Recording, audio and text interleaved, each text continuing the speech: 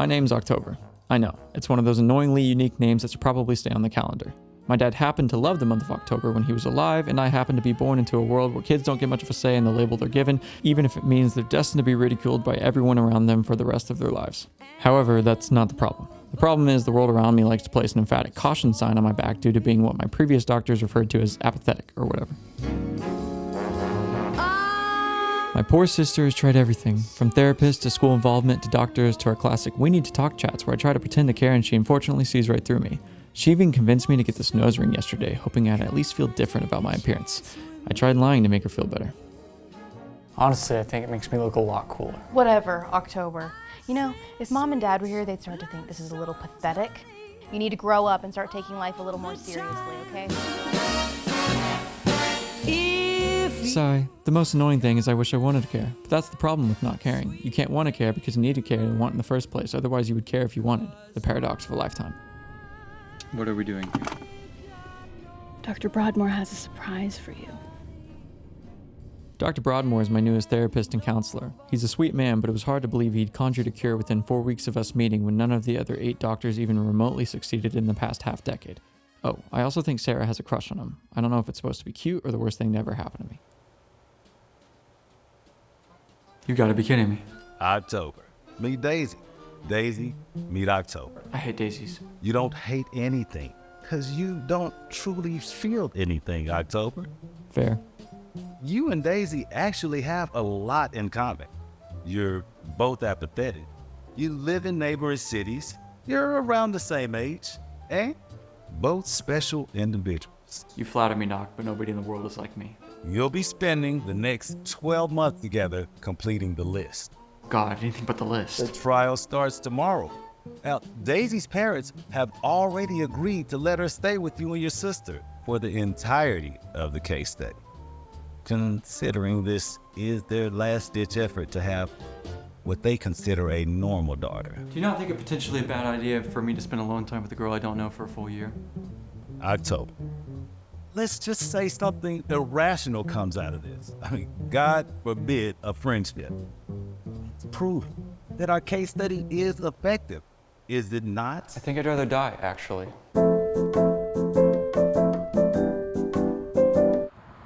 This is quite ridiculous. I don't want to do this just as much as you. I seriously doubt that, considering I believe myself to be something of a handsome broad. No one in the world talks like that. Why, thank you. Wasn't a compliment. Oh, However, objectively, I wouldn't say you're the ugliest person I've ever seen.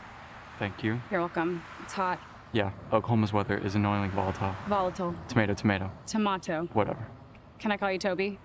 Absolutely not. Shame. Can I call you Day? I suppose. One interesting characteristic you'll quickly discover about Day is that she often uses the words "I suppose" as if the word "yes" was an insult to her existence. Well, that completes the first task. Wish it was the last. Agreed. I'll be in the car. Okay.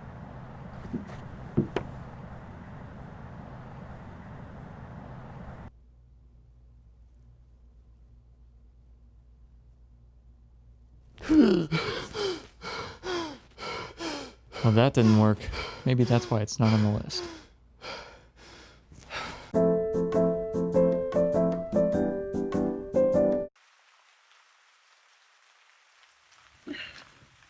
What? I think it's time.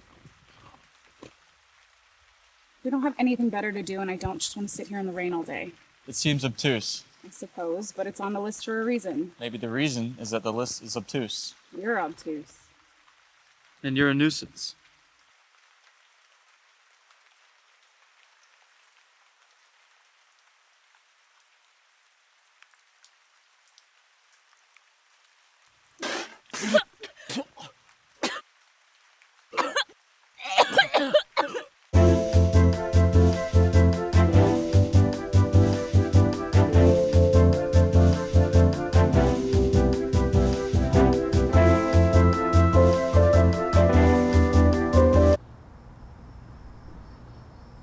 I'm racking my brain on why Haunted House was even on the list. I don't know. It's so crazy. Hello, fellow creatures. I come in peace. The moon landing was a hoax. I hope you're aware of that. Oh. I guess I really haven't thought about that before. Are you sure? I suppose. Oh. Please state your claim here, Armstrong. Yeah, sorry. Well, my name is Benjamin, but You can call me Benjie. Ah, a great nickname. I was just over at the big college Halloween party with my friends. Things were getting pretty crazy over there, so started walking around and saw you two sitting here across the street, but kinda primarily you, miss. Really put a sparkle in the corner of my pretty eyes. No, wait, sorry. Your eyes were sparkling, and You want to try that again? I mean, I just think you're awfully cute, miss. Stop calling me miss. Okay, I'd love to take you out sometime. They're showing some pretty amazing films these days. Are they now? Sure are. Interesting. She'd love to. She would? I would. She would. Wonderful. Pick you up next Friday at 7. Thank you, miss. I mean, Daisy. Daisy. Right. It's a beautiful name. May I call you Day? No. No, yeah, of course, sorry. I'm just really excited. Thank you, Daisy. See you next Friday. Bye, Benjie. Benjie and Day, how cute. You don't amuse me, October.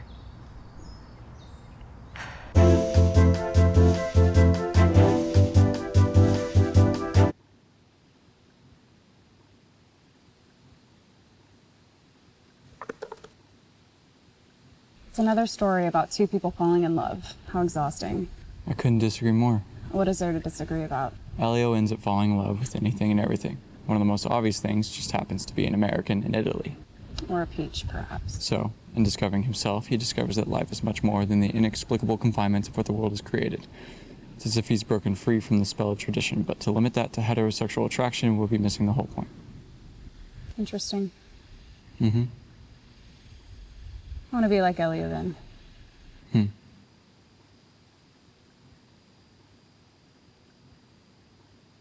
Have you ever tried, finishing your own book?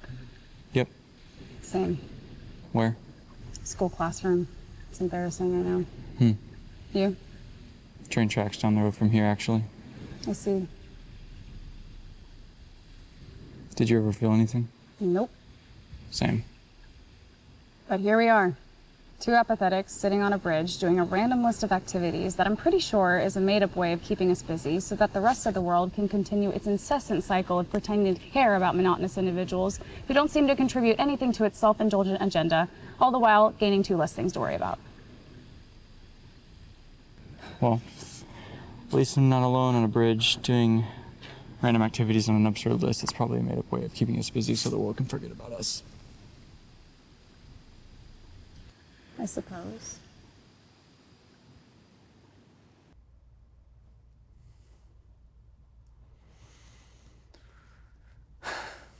So the world can forget about me.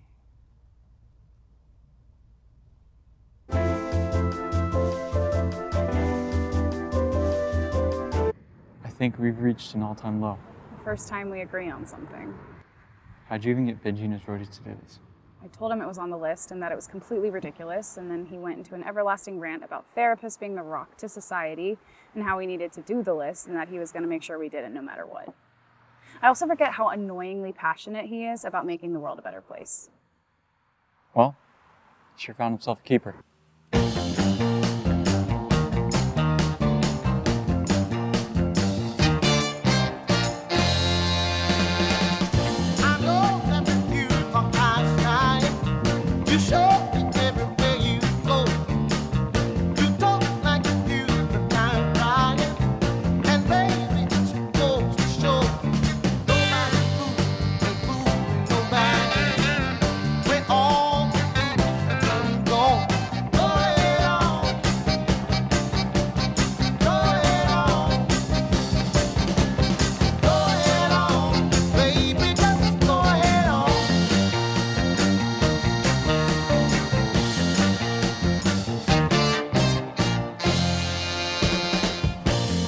Any day now, you tortoise. I'm no bird and no net and snares. I'm a free human being with an independent will. Broadmoore loves Charlotte Bronte. Unfortunately for us. We're gonna rot before you get here. I'm so sorry, Daisy. I'll be there in 1 second. Ugh, just call me Day. Wait, are you sure? Yes, just get up here.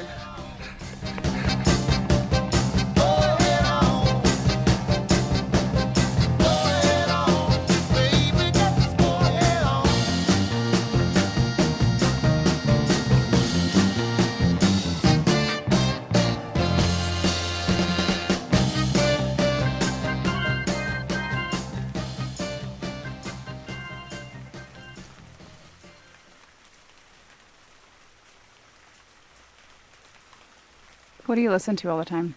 Hmm? Your headphones. You always have them in. Mm-hmm. You must get tired of listening to whatever it is. Have you finished your masterpiece yet, Kelsey? Yes. I would like to see. Okay.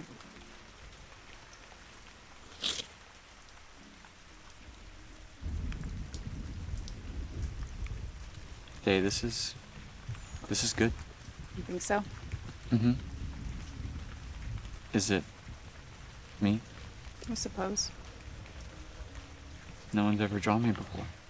Now the world will be forced to remember you.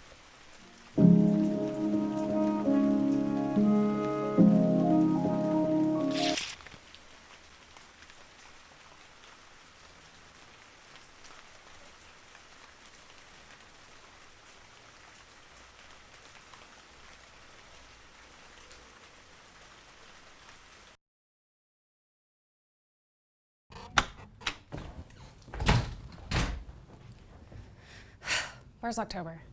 Thought he was with you.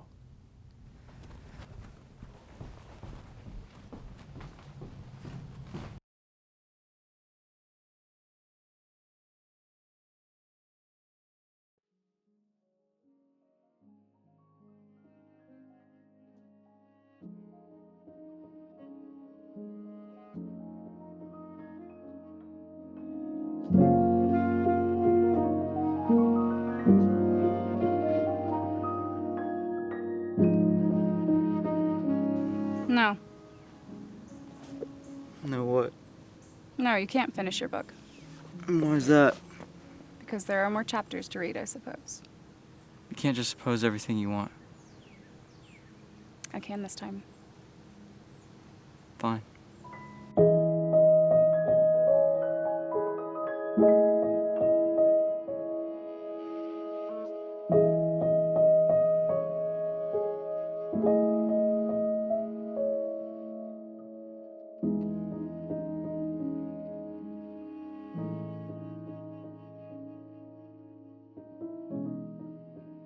I didn't know they sold Christmas trees this long. I don't think they do. Where's Benjie? He's currently putting together a search party to look for you. Oh my god. He loves you. I know. You asked what music I listen to? It's kind of embarrassing. I only listen to the same song over and over again. Oh. Why? Whenever I was younger, my dad and I used to have a tradition where we'd dress up in ridiculously oversized suits, smoke cigars, and drink whiskey. Of course, my setup was a piece of wood and a couple shots of apple juice, but it didn't matter.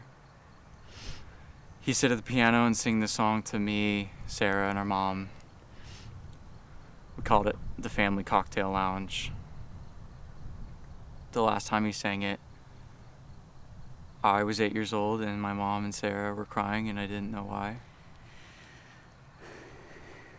Whenever he finished singing, he just turned to me and said, "What do you know, kiddo? This world's a mess and I may not be here the next time. Best we sleep it off and start over tomorrow, Ock." Your dad used to call you Ock. Mm-hmm.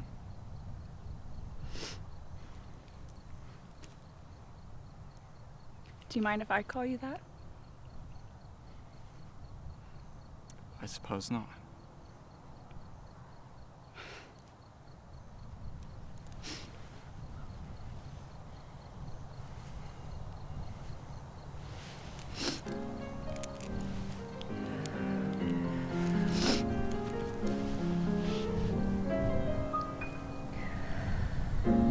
I'm making plans for the next time. Plans for the next time we meet. I've ordered moonlight and roses and stardust to put at your feet. I'll be prepared for the next time. I'll bring my heart to your door